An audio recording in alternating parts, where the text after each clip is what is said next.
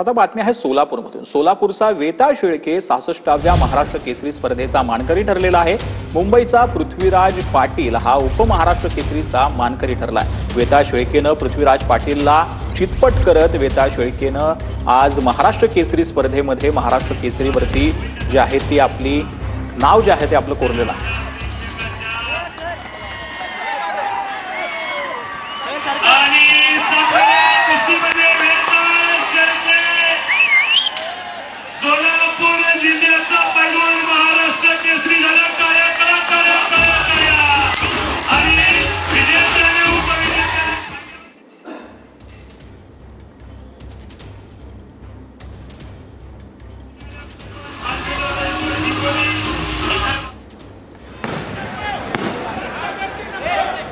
विजय झालेला आहे, तू काय भावना आहे तुझ्या? मला खूप छान वाटतंय। मी महाराष्ट्र केसरी झाल्यामुळे 2025चा आणि बाकीचं काय ना आनंद आहे।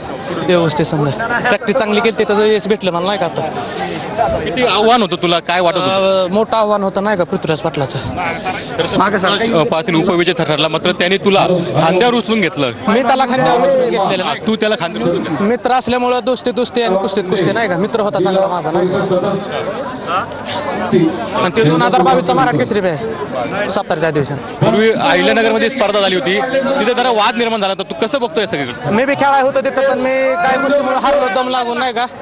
ते मी चुका दुरुस्त केल्या, त्यांचा मोठ्या लोकांचा वाद आहे, ते आपला वाद नाही माझा काय।